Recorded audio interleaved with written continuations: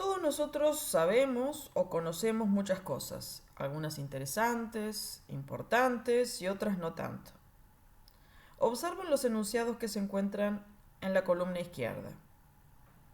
Conozco Barcelona, sé cocinar, sé que Ushuaia es la capital de Tierra del Fuego. Estos tres enunciados ejemplifican tres tipos distintos de conocimiento. Si alguien nos dice que conoce Barcelona, ello significa que esa persona ha estado alguna vez en esa ciudad.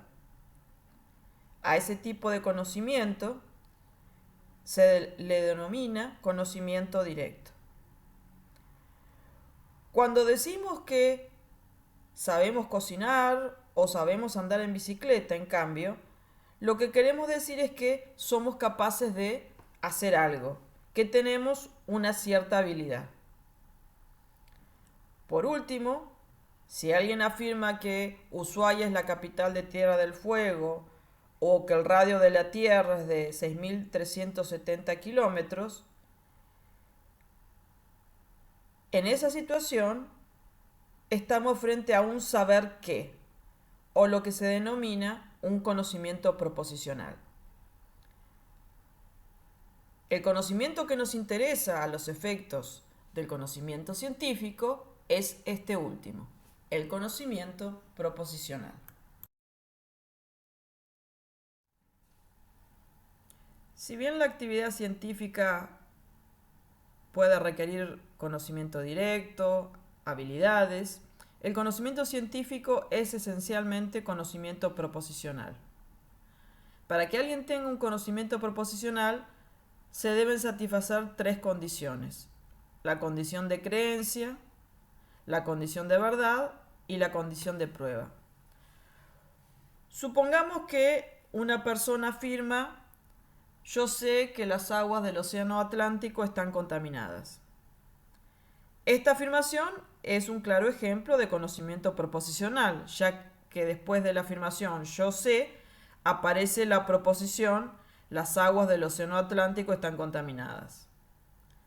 La primera condición, la condición de creencia, exige que la persona que emite el enunciado crea, en el sentido de que está convencido, crea que efectivamente las aguas del océano Atlántico están contaminadas.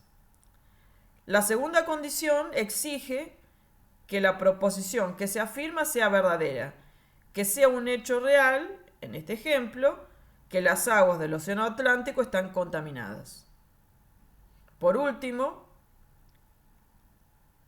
la última condición exige que la persona que formula el enunciado tenga pruebas o sepa o tenga seguridad de que hay pruebas que corroboren o verifiquen la verdad de la proposición. De ahí que podríamos esquematizar que para que haya conocimiento proposicional, para poder afirmar que X conoce o sabe que P, se tienen que cumplir en primer lugar que X, el sujeto, crea que P. En segundo lugar, que P sea verdadera. Y en tercer lugar, que X tenga pruebas de que se da P. Analicemos un poco en mayor profundidad estos tres criterios o estas tres características. Observen que la primera condición exige que para saber algo es necesario creerlo. Creerlo en el sentido de estar convencido. Sin embargo, no alcanza con creer o estar convencido de algo para poder afirmar que se sabe o se conoce algo, ya que se puede creer algo falso. Por ejemplo, fíjense que nosotros hoy sabemos que la Tierra no es plana, y es por eso que ahora decimos que en la antigüedad se creía que la Tierra era plana. No decimos que los antiguos sabían que la Tierra era plana. ¿Y ello por qué? Porque se puede creer algo falso, pero no se puede saber algo falso. Saber implica creer en algo verdadero. Para que una creencia constituya conocimiento, tiene que ser verdadera. Ahora, pasemos a analizar la condición de prueba. Supongamos que creo que la próxima vez que arroje una moneda al aire va a salir cara. Tiro la moneda y sale cara. En este ejemplo, habríamos satisfecho las dos primeras condiciones, la condición de creencia y la condición de verdad. Diríamos, sin embargo, en este caso, que yo sabía que iba a salir cara. Normalmente diríamos que no. ¿Qué es lo que diríamos? Diríamos que acerté, no que sabía que iba a salir cara. ¿Y esto por qué? ¿Por qué no atribuimos conocimiento en situaciones como esta? Porque en situaciones como esta no se cumple con la condición de prueba. Mi creencia de que iba a salir cara, aunque terminó resultando verdadera, no era en realidad una creencia fundada, justificada. Era simplemente un presentimiento. Para que una creencia constituya conocimiento, no basta con que sea verdadera. Es necesario también que haya elementos de juicio a su favor, que haya buenas razones para creer. De ahí que conocer es tener una creencia verdadera justificada.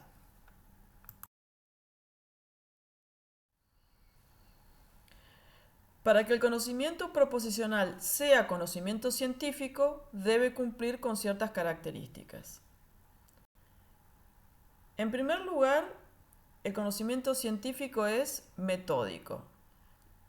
El conocimiento científico tiene un método para justificar la verdad de los resultados que alcanza. Si no hay método científico, no hay ciencia. Además, la ciencia busca identificar, busca construir leyes para explicar la realidad. El conocimiento científico establece relaciones que permiten formular proposiciones universales para explicar y predecir qué acontece en la realidad. Además, los enunciados de la ciencia deben estar justificados, tener una fundamentación. Sobre todo, esa justificación debe ser lógica, ya que debe existir coherencia entre las proposiciones que conforman la teoría, y para el caso que se trate de ciencias fácticas, es necesario justificar los enunciados que conforman esa ciencia mediante la contrastación empírica. También es importante remarcar que toda teoría científica está compuesta por proposiciones de diverso grado de generalidad. Y entre esas proposiciones existen relaciones. Esas relaciones justamente remiten a el carácter sistemático que tiene el conocimiento científico. La sistematicidad permite detectar las posibles contradicciones que pueden existir en un cuerpo de proposiciones, permite lograr coherencia en las teorías científicas y nos permite efectuar comparaciones entre ellas. Además, la ciencia formula explicaciones en muchas ocasiones fundadas en teorías científicas. Frente a la pregunta de, por ejemplo, ¿por qué vuelan los globos?, podríamos responder rápidamente porque son muy livianos, y no estaría del todo mal. Sin embargo, eso no sería una explicación científica estricto sensu, ya que para responder científicamente esa pregunta deberíamos, por ejemplo, recurrir a la ley de gravitación universal de Newton. También es importante resaltar que el conocimiento científico no puede ser dogmático. Su motor es la duda, su motor es la crítica, y tiene que ser consciente del carácter provisorio que tiene el conocimiento y estar dispuesto a revisar los postulados de toda teoría científica. También, normalmente, se vincula el conocimiento científico con la objetividad, con la idea de que el sujeto cognoscente tiene que intentar tomar cierta distancia del objeto a conocer.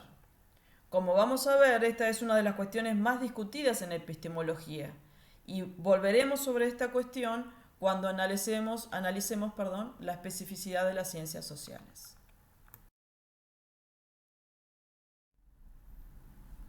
Como vimos, conocer es tener una creencia verdadera justificada. Pero ¿qué significa decir que una creencia es verdadera? ¿Qué significa afirmar que una proposición es verdadera? La respuesta a ese tipo de preguntas va a depender de qué concepción de la verdad presuponga. A continuación, vamos a hacer una breve exploración de tres concepciones clásicas de la verdad.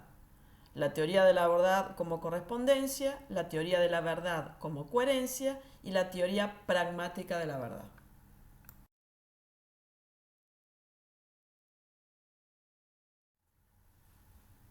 Ya podemos encontrar antecedentes de teorías de la verdad como correspondencia en autores como Aristóteles o Santo Tomás de Aquino. Para las teorías de la verdad como correspondencia, la verdad de una proposición consiste no en sus relaciones con otras proposiciones, sino en su relación con el mundo.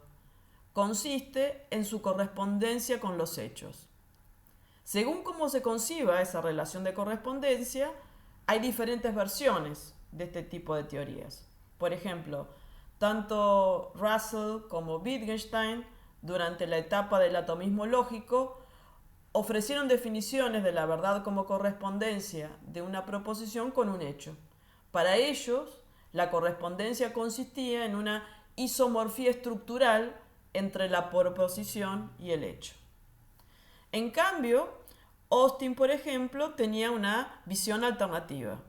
Para Austin, la correlación no dependía del isomorfismo entre las palabras y el mundo, sino él definía que esa correspondencia entre las palabras y los hechos era un tipo de relación puramente convencional entre las palabras y el mundo.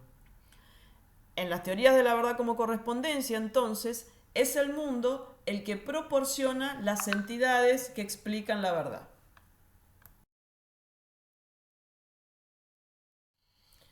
Las teorías de la coherencia fueron propuestas por autores como Bradley y también por algunos positivistas lógicos críticos del idealismo como Neurath. Los positivistas lógicos, que estaban influenciados por el primer Wittgenstein, suscribían en un comienzo el criterio de verdad como correspondencia. Frente al problema de cómo establecer un test o criterio de verdad, Carnap, Schlick argumentaban que en las teorías científicas donde hay enunciados que registran una experiencia perceptual, esos enunciados podían ser verificados directamente por su correspondencia con los hechos. Pero en algún momento comenzaron a reconocer que había otro tipo de enunciados, cuya verdad se podía establecer por medio de sus relaciones lógicas con los enunciados que podían ser verificados a partir de su correspondencia con los hechos. A partir de esta idea, vemos que comienza a surgir cuanto menos una limitación de la teoría de la verdad como correspondencia, en este contexto epistemológico, y comienza a introducirse la noción de coherencia. Neurath, que como veremos luego era parte de este mismo grupo de epistemólogos, va a avanzar aún más y va a sostener que nuestra búsqueda del conocimiento requiere un reajuste constante de creencias cuyo objetivo es un conjunto de creencias exhaustivo y consistente. De modo que, para las teorías de la coherencia, la verdad va a consistir en las relaciones de coherencias entre un conjunto de creencias o un conjunto de proposiciones. En esta línea, entonces, ¿Cuándo vamos a decir que una proposición es coherente? Una proposición es coherente con un determinado conjunto de proposiciones si es implicada por otras del conjunto o si existe apoyo explicativo mutuo entre las proposiciones de un conjunto.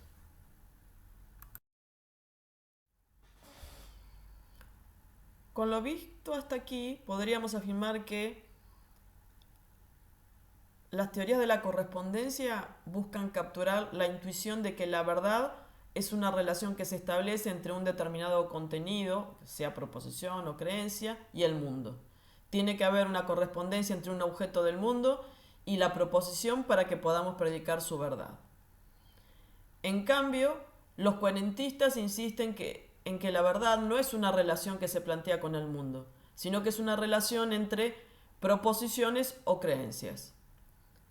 Podríamos decir que mientras los coherentistas entienden a la verdad como coherencia, la coherencia como un test, como un criterio de verdad, es decir, la coherencia vendría a cumplir un papel esencialmente epistemológico, la teoría de la correspondencia tiene una impronta más ontológica. Una proposición o creencia es verdadera si existe en el mundo una entidad apropiada, un hecho con el que se corresponda.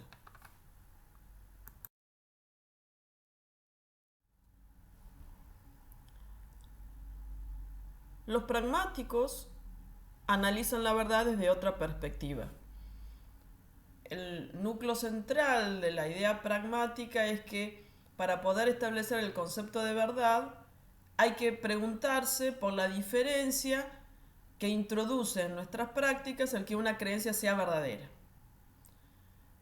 La teoría pragmática, especialmente desarrollada en trabajos de Peirce, de Dewey, de James, tiene puntos de contacto tanto con la teoría de la coherencia como con la de la correspondencia, ya que, por un lado, admiten que la verdad de una creencia deriva de su correspondencia con la realidad, pero consideran que eso es una visión incompleta. Insisten también en que la verdad de una creencia se manifiesta no solo porque sobrevive ante la prueba de la experiencia, sino también por su coherencia con otras creencias. Una frase famosa de las teorías pragmáticas es la que formuló Peirce. La frase plantea que la verdad es el final de la investigación. ¿Qué significa esta frase? Peirce pensaba que la creencia es una disposición a la acción. Y en esa disposición a la acción que tenemos cuando creemos, el gran obstáculo es la duda. La duda dificulta, obstaculiza esa disposición a la acción. Ahora, el estado de duda no es un estado preferible, es un estado desagradable que es importante reemplazar por una creencia más estable. Y esa estabilidad, en la visión de Peirce, solo se logra luego de una prolongada investigación. De ahí que la verdad sea el final de la investigación. Para Peirce es el método científico el que permite que se adquieran creencias estables, creencias que no son sacudidas por la duda. Solo en ese momento podemos afirmar que una creencia es verdadera. Las teorías pragmáticas de la verdad, desarrolladas en trabajos como los de Peirce, Dewey, James, tienen puntos de contacto tanto con la teoría de la coherencia como con la teoría de la correspondencia. ¿Por qué? Porque por un lado admiten que la verdad de una creencia deriva de su correspondencia con la realidad, pero insisten que esa es una visión incompleta. También afirman que la verdad de una creencia se manifiesta no solo porque sobrevive a la prueba de la experiencia, sino también por su coherencia con otras creencias. Así, de acuerdo con Peirce, La verdad es el final de la investigación. ¿Qué significa esta frase? Que es considerada una frase clásica dentro de las teorías pragmáticas. ¿Por qué la verdad es el final de la investigación?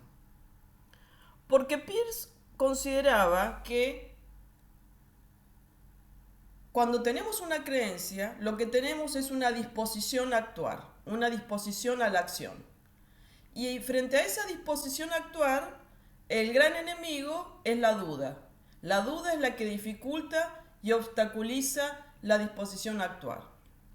Ese estado de duda, dice Peirce, es un estado desagradable que uno intentará, en el marco de la tarea del conocimiento, reemplazar por una creencia más estable. ¿Y cómo logramos esa estabilidad? A través de una prolongada investigación. Y es justamente el método científico el que permite que se adquieran eventualmente creencias estables. Creencias que no serán corrompidas o sacudidas por la duda. Y solo en ese momento podríamos afirmar que una creencia es verdadera.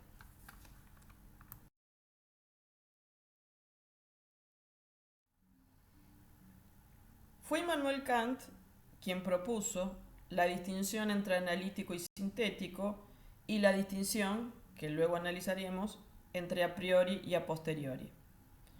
Si bien Kant no lo expresaba en estas palabras, podríamos decir que un enunciado es analítico si es verdadero en virtud del significado de sus términos. Así, cuando afirmamos todo triángulo es una figura de tres lados, eso es un enunciado analítico. ¿Por qué?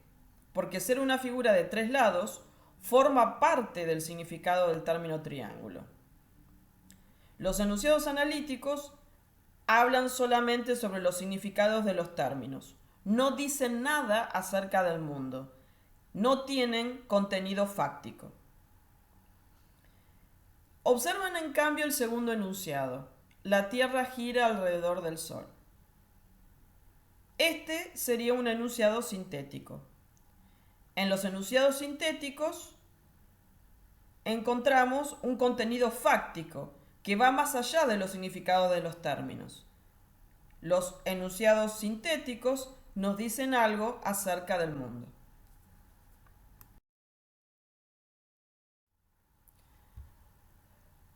Si bien a priori y a posteriori significan literalmente anterior y posterior, ese no es el sentido que le atribuía Kant a estos términos.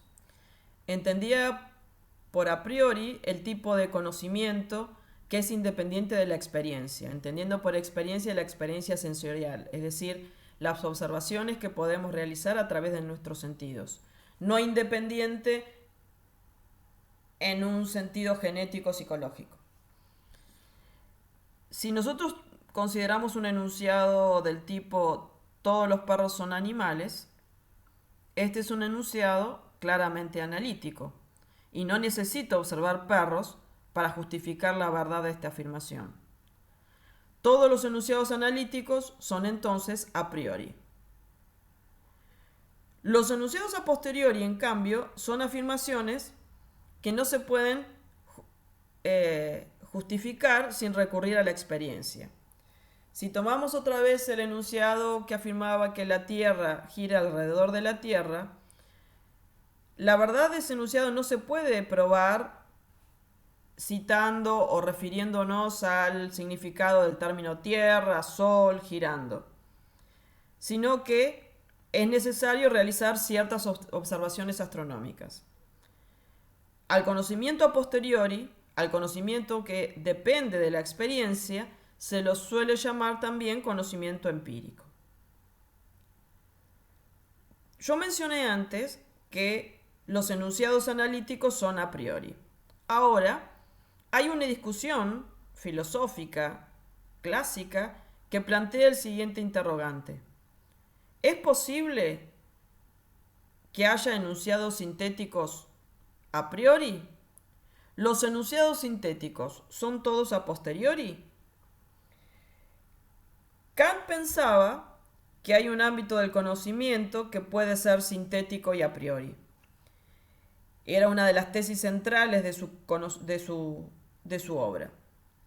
A lo que admiten esta tesis se los llama racionalistas, y a los que rechazan la posibilidad de enunciados sintéticos a priori se los denomina empiristas.